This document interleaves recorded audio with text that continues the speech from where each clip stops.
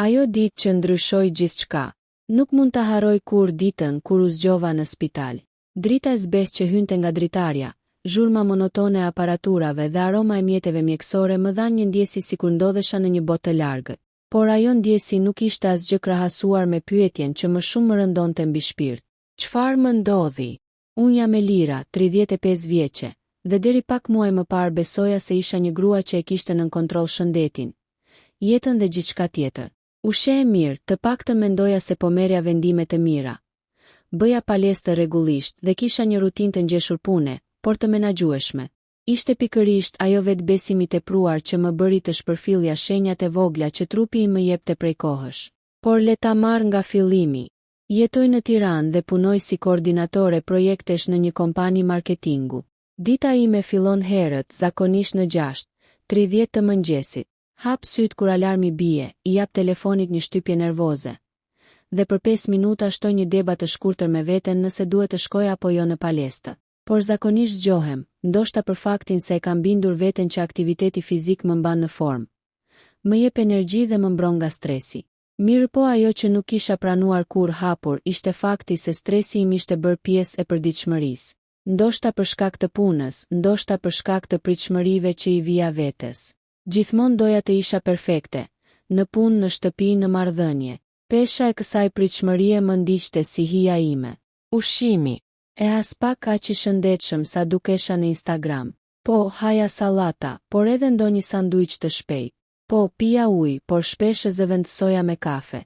Dhe kur stomaku më jepte sinjale të çuditshme, i shpjegoja me vrap nxitues, tension nervor apo kafe të tepërt. Dhe gjithmonë thoja, s'kam kohë për analiza, jam mirë.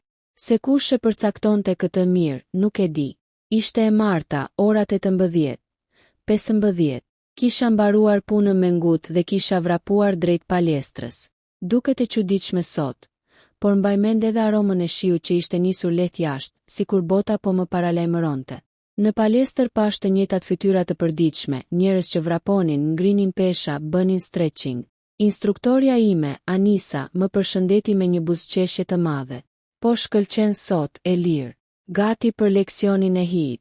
Gati jam gjithmonë, i thash me një arrogancë të vogël që sot më duke qesharake. E nisa stërvitjen si për herë. Jumping jacks, squats, lunge. Push-ups e gjitha duke ndjekur ritmin e zërit të fortë të instruktoreve dhe muzikës së palestrës. Zemra më rrihte fort, si gjithmonë gjatë stërvitjes, por gjithçka dukej normale. Apo të paktën kështu besoja. Por krejt papritur, në minutën e 27 të stërvitjes së asaj dite, ndodhi diçka që nuk e kisha provuar kur. Një shtrëngim i fortë, sikur dikush më mori zemrën me dorë dhe shtypi me të gjithë forcën. Jo dhimbje e zakonshme, jo lodhje, jo mungesë fryme, por një shtrëngim që më la pa ajër për disa sekonda. U mbështeta tek muri, u përpoqa të merrja frym, por s'munda. Instruktorja më vrapoi pranë me një herë. Elira, je mirë. Nuk fjala fjalë. Vetëm tundja kokën duke kërkuar ajër. Por ajri duke i sikur nuk kishte më vend në mushkëritë e mia. Më sollën një karrige, më dhan ujë, dikush më fërkoi duart. Por e gjithë situata po bëhej gjithnjë më e çuditshme. Dhimbja nuk po largohej. Mendova, mos është panik, mos është sforcim, apo thjesht jam lodhur. Por diku brenda meje një alarm i heshtur më thoshte. Diçka nuk është në rregull. Nuk doja të bëja dram. Nuk doja të ngarkoja njeri. Në fakt, doja të qëndroja e fortë, sepse gjithmonë jam sjell sikur çdo gjë e kam në dorë. Por trupi im atë ditë vendosi të më tregonte se kisha gabuar. Nuk mbaj mend detajet e qarta të atyre momenteve. Mbaj mend vetëm zërin e njërit prej djemve të stafit që po fliste me urgjencën. Mbaj mend fytyrën e Anisës që ishte bërë e bardhë. Mbaj mend dikë që më thoshte të mos mbyllja syt. E mbaj mend edhe veten që mendoja. Jo, nuk mund të më ndodh mua. Jam 35 vjeçe. Jam mirë, por isha aq pak mirë sa mjekët vendosën të më merrnin me barel. Jo thjesht me mbajtje krahu. Më lidhën disa elektroda, më matën presioni me shpejtësi dhe mjeku më pyeti. Ke pasur dhimbje të tilla më parë? Jo kur. Thjesht s'po marr frym. Mos ke stres të lartë. Për pak sekonda desha t'i thoja, jo, as pak. Por pastaj e ndala veten. Ndoshta ishte hera e parë që e pranova me vete. Po kam shumë stres. Dhe pastaj errësira, si të kishte rënë një perde e zezë që më ndau nga realiteti. Kur hapa syt, ishte mëngjesi tjetër. Një infermiere po kontrollonte serumin tim. Në anën tjetër të dhomës ishte një vajzë rreth të 30-tave që po flinte. Në mur një televizor që nuk e dëgjova asnjëherë. Mënyra se si u zgjova ishte e qetë, por brenda meje shpërtheu një panik. Çfarë ndodhi me mua? Mjeku hyri pas pak minutash. Një burr rreth 50 vjeç, me një qetësi që të detyronte të merrje frymë më thellë vetëm nga prania e tij. Mirëmëngjes, Elira. Si ndihesh? E lodhur pak e hutuar. Çfarë më ndodhi? Si jam këtu? Ai ul në karrigen pranë shtratit tim dhe mbajti pak heshtje, si për të më dhënë kohë të përgatitesha. Ti pate një episod të rënd, jo një atak kardiak të plot, por një ngushtim të papritur të muskulit të zemrës. Cross-spasm kardiak. Shpesh ndodh te njerëzit me stres të lartë dhe me mungesë kontrolli shëndeti, sidomos të rinjt që mendojnë se janë imun ndaj problemeve të zemrës. Po më shikonte me një vështrim serioz, por jo friksues. Ke kaluar një gjendje të keqe, por fatmirësisht jemi në kohë. Duhet të bëjmë analiza më të thelluara, të shohim gjendjen e zemrës, tensionit, gjakut, hormoneve. Mbeta pa fjalë. Doktor, unë jam 35 vjeçe. Nuk pi duhan. Nuk kam probleme të tjera. Nuk e kuptoj. Ai buzëqeshi lehtë. Shëndeti nuk është gjithmonë çështje moshe. Shpesh është çështje kujdesi. Zemrat e lodhen nga stresi, nga mungesa e gjumit, nga moskontrolli, nga injorimi i sinjaleve. Ajo fjali më goditi fort. Zemrat lodhen nga injorimi i sinjaleve. E kisha bërë mua atë. Kisha injoruar sinjale që trupi më kishte dërguar prej vitesh.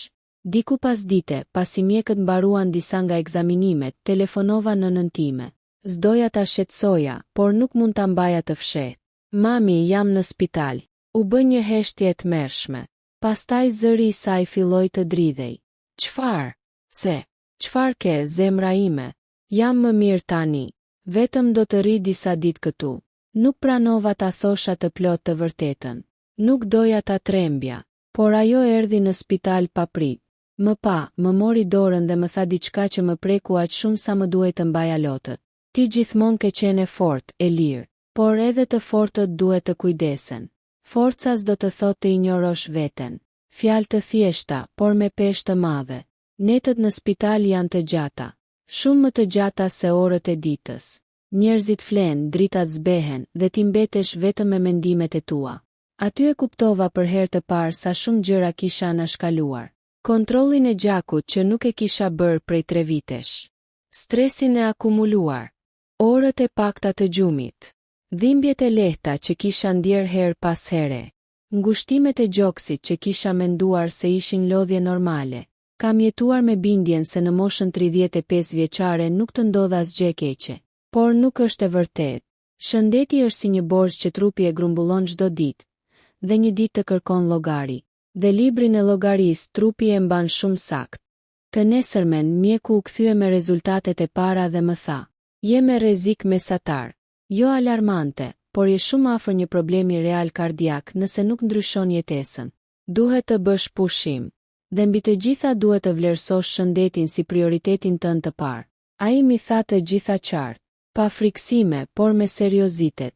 Gjithçka brenda meje lëvizi, si një flet letre që rrëzohet në një dhomë të qetë dhe ndryshon gjithë peizazhin e saj. Kisha 2 rrugë: të vazhdoja njësoj si më parë, duke bërë sikur jam e pathyeshme. Të filloja të kujdesesha për veten, jo nga frika, por nga dashuria për jetën. E zgjodha të dytën. Në atë dhomë spitali, me një serum të lidhur në krah dhe me zërin e aparaturës që më mbante ritmin, vendosa: kur më nuk do ta marr shëndetin si të mirëqen. Kjo nuk ishte thjesht një premtim. Ishte fillimi i një rrugëtimi të ri. Mjekët më mbajtën edhe disa ditë për monitorim. Çdo ditë bëja analiza, matje tensioni, kagë. Çdo ditë mësoja diçka të re për veten. Sa pak kisha fjetur, sa shumë kafe pija, sa shumë i lija emocionet e punës të më glabëronin, sa shpesh nuk merrja frymë thellë, sa shumë i shtyja vizitat e nevojshme. Ndërsa shërohesha fizikisht, diçka tjetër po shërohej emocionalisht. Ndihesha sikur po rilindja. Infermierët thoshin shpesh: "Ke qenë me fat, Elira. Ka njerëz që s'kan mundësi të rinisin." E dija. Dhe nuk kisha ndërmend ta shpërdoroja këtë shans. Kur dola nga spitali pas disa ditësh, nuk isha më njëjta vajzë që kishte hyrë aty. Shikoja jetën ndryshe. E ndjeja ndryshe. Edhe shiu dukej më i bukur. Edhe frymëmarrja më e thellë. Edhe hapat e mi kishin një peshë të re. Kisha shumë për të mësuar. Shumë për të ndryshuar. Shumë për të zbuluar për shëndetin tim. Dhe ky ishte vetëm fillimi. Njerëzit mendojnë se pjesa më e vështirë e një ngjarje shëndetësore është momenti kur ndodh. Por jo. Momenti më i vështirë është pas atëherë kur ti rikthehesh në jetën tënde të përditshme dhe çdo gjë të duket ndryshe. Asnjë gjë nuk është më njësoj. As fryma, as zemra, as mendja. Kështu filloi për mua kapitulli i dytë, rrugëtimi i vështirë i rikuperimit, i rikthimit dhe i ndërtimit të një jete tjetër. Një dita e parë pas së daljes nga spitali. Kur dola nga spitali, mbaja një qese të vogël me dokumente. Raporti mjekësor, analizat, rekomandime dhe një letër ku shkruhej orari i medikamenteve për 2 javët e ardhshme. Por mbi të gjitha mbaja një peshë të re që nuk e kisha provuar më parë. Frikën. Frikën se mos shtrëngimi rikthehej. Frikën se mos zemra ndalonte papritur. Frikën se mos nuk do të jem më kurrë ajo që isha. Në shtëpi gjithçka më dukej e panjohur, sikur nuk ishte më vendi im. Fjetja në shtrat ishte e çuditshme. Çdo tingull i trupit tim, çdo puls i zemrës më dukej alarm. Në ditën e parë as nuk munda të flija normalisht. Çdo herë që mbyllja syt më dukej sikur zemra po më shtrëngohej sërish. Ajo ditë ishte fillimi i një lufte të re, por këtë herë me veten. 2 takimi e mjekun kardiolog, përballja e tërë vërtetën. 3 ditë pas daljes nga spitali, u ktheva për kontroll te kardiologu, doktori i njëjtë që më kishte trajtuar natën kritike. Doktori më pa me buzëqeshje, pastaj hapi dosjen time dhe tha: "Si e tani, Elira?" "Mirë besoj." Pak e lodhur, pak e friksuar. Ai më pa me një vështrim të butë, por serioz. "Kjo është normale. Kur dikush kalon një episod si yti, trupi rikuperohet më shpejt se mendja. Kogja pjesë e punës së ardhshme do të jetë emocionale." U ula më drejt. "Doktor, dua të di, çfarë rreziku kam? Mund të më ndodh përsëri?" Ai mbylli dosjen dhe u kthye nga unë. "Po, Elira, mund të ndodh nëse nuk kujdesesh, por kjo është pjesa e mirë. Ti ke plot mundësi të parandalosh që të përsëritet." Mjeku nisi të më shpjegonte me qetësi. "Trupi im ka qenë i stërmunduar nga stresi. Kam pasur tension të paqëndrueshëm për një kohë të gjatë pa e ditur. Analizat treguan një nivel të rritur të inflamacionit. Kam pasur mungesë gjumi kronik. Pastaj më dha planin e ri të jetesës. 1 kontroll kardiak çdo 2 muaj. 2 duhan 0 edhe pse spija, u theksua shumë. 3 kufizimi kafes. 4 gjumi 7-8 orë pa dyshim. 5 ushqyerje të rregullt.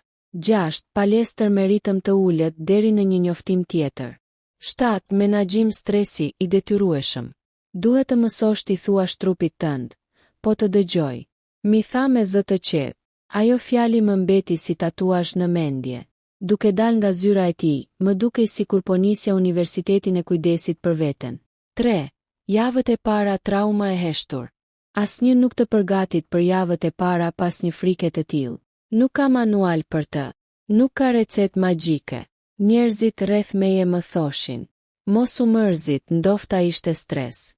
Që ndodhi. Mos e mendo. Je re, je mirë." Po si ti shpjegoja unë se çdo natë kthehesha në shtratin tim dhe dëgjoja rrahjet e zemrës edhe kur nuk ishte zhurmë. Si tu shpjegoja se çdo ndjesi në kraharor më ngrinte panikun në maksimum.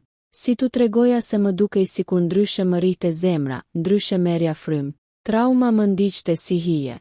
Dhe ishte shumë më reale se çdo kush mund të imagjinonte. Në javën e parë, çdo darkë e kaloja duke lexuar në internet për zemrën, për stresin, për simptoma. Gabim i tmerrshëm. Sa më shumë lexoja, aq më shumë trembesha. Në javën e dytë, vendosa të mos lexoj më asgjë pa rekomandimin e mjekut. Ishte betejë ime e parë e fituar. 4. Mbështetja dikush është shfaqe tër momente të vështira. Një nga surprizat më të mëdha ishte vajza që flinte në shtratin pranë meje në spital, e cila më shkroi 2 ditë pas daljes. Quhej Erisa, 32 vjeçe.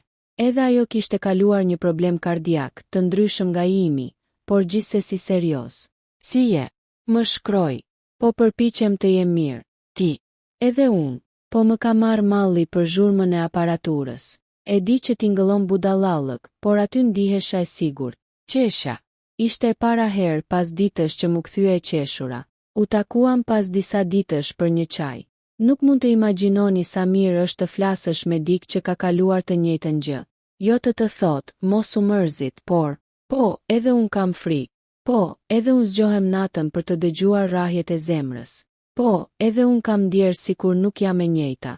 Ndihesh e kuptuar, ndihesh reale, ndihesh normale. Erisa u bë personi që më dha më shumë forcë në këtë fazë. Dhe sot e shoh si bekim që fatkeqësia na takoi në të njëjtën dhomë. 5. Ndryshimet e mëdha një jetë e rë. Disa javë pas spitalit fillova të zbatoj planin e ri. Në fillim e bëra si detyrim, më pas si stil jete. Ushqimi. Fillova me rregull, mëngjes si detyrueshëm. Pije shumë ujë. Shmanga ushqimet shumë të kripura. Shmanga kafete shumëta. Fillova të gatuaj më shumë në shtëpi. Nuk ishte lehtë, por ishte çliruese. Gjumi. Ky ishte sfida ime më e madhe. Gjumi nuk vinte lehtë, sepse mendimet nuk më linin të qetë. Një natë shkrova një shprehje në një fletore. Shëndeti s'është luks, është themelet e jetës. Dhe e vendosa në komodinën e shtratit. Më kujtonte çdo natë pse duhet të qetësohesha. Palestër. Me kujdes. Kur u ktheva për herë të parë në palestër, zemra më rrihte më shpejt jo nga lodhja, por nga frika se mos përsëritej. Instruktorja më përqafoi dhe tha: "Fillojmë lehtë, shumë lehtë, në ritmin tënd." Dhe kështu bëra. Ecja në treadmill, bëja ushtrime të buta, jepja pushime të shpeshta. Nuk ishte më ajo gara e egër që i bëja vetes. Menaxhimi i stresit. Fillova meditim. Fillova frymëmarrje të thellë. Fillova të shkruaja në ditar. Duket naive, por funksionoi. Më e rëndësishmja. Fillova t'i thosha vetes jo kur duhej. Për herë të parë në jetë. 6. Fillimi i përballjes e veten e vërtetë. Një nga netët e para kur u ndjeva pak më qetë, ndalova dhe pyeta veten. Pse u katandis kështu? Dhe përgjigjja ishte e thjeshtë. Sepse kisha jetuar për të tjerët. Për imazhin, për punën, për ritmin, për pritshmëritë, jo për veten. Kisha vite që kisha harruar gjën më të thjeshtë në botë. Të dëgjoja trupin. Ai më kishte folur me vite të tëra dhe unë kisha zgjedhur të heshtja. Në atë moment me laps në dorë shkrova në ditar. Nga sot, unë jam prioriteti im. Kjo frazë më ndryshoi gjithçka. 7. Një analizë e ndëroi drejtimin. 2 muaj pas episodit shkova për kontrollin e radhës. Bëra analiza të plota. Një nga rezultatet ishte i lartë. Inflamacion kronik i trupit. Mjeku më shpjegoi. Kjo është shenjë që trupi ka kohë që po punon nën presion. Ti ke një organizëm të fortë, por edhe ai ka limite. Nëse nuk kujdesesh, rreziku që të përsëritet episodi ekziston. Kjo analizë më la pa fjalë. Nuk ishte vetëm ajo natë në palestër. Ishte vite të tëra stres, shpërfillje, mungesë pushimi, nënvleftësimi sinjaleve. E kuptova qartë. Nuk më duhej vetëm mjekimi, më duhej transformim. 8. Forca e ëdli nga gëdobësia. Në këta muaj të parë më erdhi një moment i vogël, por me shumë peshë. Në shtëpi, duke sistemuar rrobat, gjeta veshjen që kisha pasur atë natë të palestrës. Atë bluzën gri me mëngë të shkurtra dhe pantallonat e zeza. I kapa në duar dhe u ula në shtrat. Më dukej sikur për herë të parë po përballesha me veten e vjetër. Me vajzën që mendonte se ishte e pathyeshme. Me atë versionin tim që besonte se shëndeti është i garantuar. Qava. Por ato lot nuk ishin dobësi. Ishin çlirim. Ajo vajzë prej 35 vitesh që gjithmonë donte të dukej e fortë. Më në fund pranoi. Nuk jam superheroin. Jam njeri. Dhe kam nevojë për kujdes. Dhe aty në atë moment e ndjeva se po fillonte shërimi im i vërtet. 9. Kthimi ngadalshëm i energjisë. Çuditërisht, pak nga pak fillova të ndihesha më mirë. Më e shtendosur, më e qetë, më e lidhur me veten. Zgjohem më herët, por jo me stres. Ha më shëndetshëm, por pa e detyruar veten. Bëj ushtrime, por në ritmin tim. Marr frymë thellë gjatë ditës. Nuk rri më natën me telefon. Nuk pranoj më punë që më shtrydhin emocionalisht. Kam kuptuar se zemra nuk është thjesht organ. Është barometri i jetës. Çdo rrahje është një kujtesë e gjallë që trupi po punon për mua. Dhe është detyra ime të punoj për të. 10. Mendimi e rënë nxiti tërës përpara. Një natë, duke folur me mamin, ajo më tha: "Nuk dua të humbas, Elir. Kujdesu për veten. Ne të tjerët do të presim. Shëndeti nuk të pret." Ishte fjalia më e vërtetë që kisha dëgjuar në muajt e fundit. Në atë moment e kuptova. Nuk jam vetëm duke shëruar trupin tim. Jam duke ndërtuar një version të ri të vetes. Më të fortë, më të ndërgjegjshme, më të gjallë. 11. Përmbyllje e pjesës 2. Pjesa e dytë e historisë ishte mbushur me frikë, dyshime, vonesa, emocione, reflektime dhe shumë punë të brendshme. Por ishte e nevojshme, sepse për të shëruar një zemër nuk mjafton serum me medikament. Duhet të shërosh edhe mendjen, edhe shpirtin. Dhe unë Elira, më në fund po mësoja të dëgjoja veten, të dëgjoja zemrën time. Dhe rrugtimi im nuk ka mbaruar. Dita kur lash spitalin më duket sikur ka qenë një fillim i dytë jete. Dritat e bardha të korridorit, aroma e dezinfektantit, fjalët e mjekëve që më përzieshin në vesh, të gjitha ato u bën një kujtesë që nuk do ta harroj kurrë. Por më rëndësishmja ishte ndjesia që kisha kur vendosa këmbën jashtë dyerve të spitalit. Kisha një shans të dytë, dhe nuk kisha ndërmend ta humbja. Dita kur e kuptova se nuk duhet të shpëtoja thjesht, duhet të ndryshoja. Në fillim, prindërit ishin më të shqetësuar se unë. Mami më shikonte sikur çdo hapi imi mund të më rrëzonte përsëri. Babai, njeriu më i heshtur i familjes, kishte filluar të fliste shumë, si një mënyrë për të mos i dhënë mendjes hapësirë për të imagjinuar më të keqen. Unë nga ana tjetër isha e hutuar. Pyesja veten: pse ndodhi? Pse unë? Pse tani? E vërteta ishte që për vite me radhë kisha ignoruar shenjat. Lodhje, marramendje të lehta, mungesë gjumi, stres i vazhdueshëm. I kisha bërë të gjitha pjesë të rutinës sime. E kam thënë gjithmonë, s'kam kohë të merrem me veten. Të tjerët kanë nevojë për mua. Por në atë shtrat spitali e kuptova se nëse unë nuk kujdesesha për veten, nuk do isha e aftë të kujdesesha për askën tjetër. Vendimi u mor aty. Do e merrja jetën në kontroll dhe këtë herë pa justifikime. Ndryshimi i parë, të mësoja trupin tim. Mjeku kardiolog më shpjegoi gjithçka me qetësi. Nuk e dështim zemre, nuk e as ndonjë sëmundje të rëndë, por ti ke jetuar në një ritëm të gabuar për shumë vite. Trupi yt të ka kërkuar ndihmë më parë, por ti nuk e ke dëgjuar. Këto fjalë më nguliten në trup si tatuazh. Më dha një plan të thjeshtë. Kontrollet mujore për 6 muaj. Monitorim tensioni. Analiza metabolike. Aktivitet fizik i moderuar. Pushime të rregullta. Reduktim stresi. Të gjitha këto tingëllonin të thjeshta në teori, derisa u ktheva në shtëpi. Kur mbylla derën e dhomës, fillova të qaja. Ishte hera e parë që qaja jo nga frika, por nga çlirimi. Kisha kaluar nëpër një prag ku kuptova se jeta nuk ishte garë, nuk ishte sfidë, nuk ishte luftë. Jeta ishte përgjegjësi ndaj vetes. Dhe unë nuk kisha qenë përgjegjëse fare. 30 ditët që ndryshuan gjithçka. Vendosa të filloja me diçka të thjeshtë. Një premtim për 30 ditë. Jo maraton, jo dietë ekstreme, jo ushtrime torturuese, vetëm zakone të vogla. Qohesha 20 minuta më herët. Pija një gotë ujë me limon. Bëja një shëtitje 20 minutëshe. Ushqimet i përgatisja vetë. Hiqja dorë nga puna pas orës 18:00. Bëja frymarrje të thellë për 5 minuta. Shkoja në gjumë në të njëjtën orë. Ditët e para ishin të vështira. Nuk mund të gënjej. Trupi im ishte i lodhur, mendja ime e shpërqendruar. Por dita e 5 solli një ndryshim të vogël. U zgjova dhe nuk ndjeva më atë presion të rënd në gjoks. Dita e 11 më gjeti në park, duke buzëqeshur me një fëmijë që luante me biçikletë. Dita e 15 më bëri të kuptoj se kisha harruar të ankohesha për dhimbje. Ditën e 21 të ndodhi diçka e jashtëzakonshme. Fillova të ndihem gjallë. Kur trupi shërohet, edhe mendja ndryshon. Për vite kisha jetuar në stres, si shumë prej nesh. Puna, presioni shoqëror, pritshmëritë, frika për të ndjerë dështuar. Tani, në qetësinë e shëtitjes sime të mbrëmjes, e kuptova se pjesa më e fryqme e jetës time nuk kishte të bënte me arritje profesionale, por me qetësinë që kisha filluar më në fund të ndërtoja. Fillova të flisja më sinqerisht me veten. Pse vrapoj kaq shumë? Për kë jam duke u lodhur? Për çfarë po sakrifikoj shëndetin tim? U deshën disa javë për ta kuptuar, por përgjigja ishte e thjeshtë. Po sakrifikoja për gjëra që nuk më bënin të lumtur. Më pak se 2 muaj pas daljes nga spitali, fillova të ndjeja nevojën për të prerë disa gjëra. Njerëz që nuk sillnin asgjë pozitive. Punë që më merrte frymën. Angazhime që më lodhnin psikologjikisht. Pritshmëri të tjerëve. Në vend të tyre shtova kohë për veten. Libra.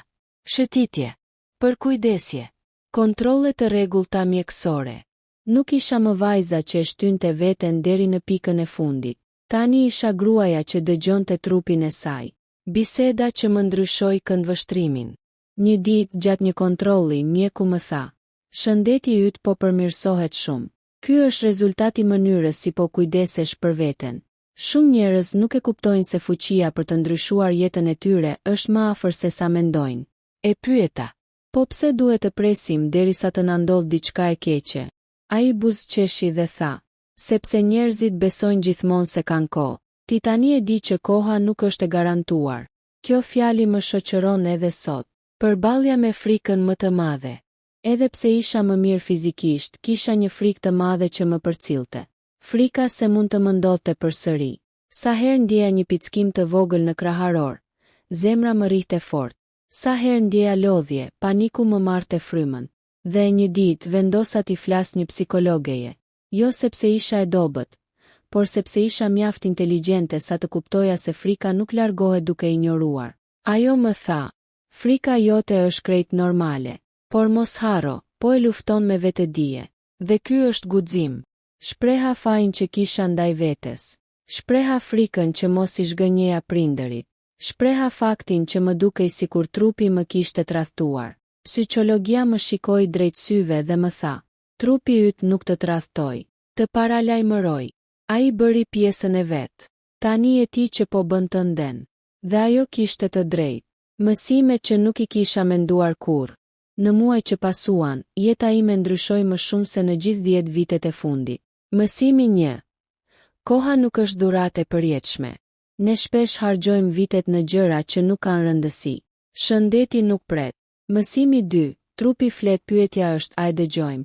Dhembjet, lodhja, pagjumësia janë forma komunikimi. Mësimi 3. Nuk ka asgjë heroike në sakrificë ndaj vetes. Kujdesi ndaj vetes nuk është luks, është domosdoshmëri. Mësimi 4. Stresi është sëmundja e qetë që jemi mësuar ta injorojmë. Dhe shpesh është shkaktari kryesor i problemeve që na trondisin papritur. Mësimi 5. Ndryshimi fillon me një vendim të vogël. Jo me plane të mëdha. Me një hap të thjeshtë. Një vit më vonë gruaja e re që u bëra. Një vit pas incidentit, po shëtisja në të njëjtin park ku kisha filluar ritmin e ri. Eca ngadalë me një kafe në dorë dhe ndjeva një falënderim të thellë ndaj vetes sime. Sot, flas ndryshe, mendoj ndryshe, jetoj ndryshe. Prioriteti im jam unë. Analizat e mia janë më të mira se kurrë. Zemra ime është më e fortë. Tensioni është i qëndrueshëm, por më e rëndësishmja, jam e lumtur. Jam bërë një grua që e do trupin e vet, që e respekton, që e dëgjon. Jam bërë një njeri që di të ndaloj, të marr frymë, të refuzoj, të zgjedh. Jam bërë një version i vetes që as nuk e mendoja se ekzistonte. Nëse ka një gjë që dua të mbetet nga historia ime, është kjo. Mos prit derisa trupi yt të bërtas. Dëgjoje kur të pëshpëris. Nëse historia ime shërben për të ndihmuar dikë tjetër të shkojë te mjeku, të bëj një kontroll, të ndryshoj një zakon, atëherë çdo gjë që kalova ja ka vlejtur. Sepse shëndeti është më shumë se sa zemra që rre. Është mënyra si ne vendosim ta jetojmë jetën çdo ditë. Dhe unë, një vajzë 35 vjeç, e mësova këtë në mënyrën më të vështirë, por edhe më të vlefshme.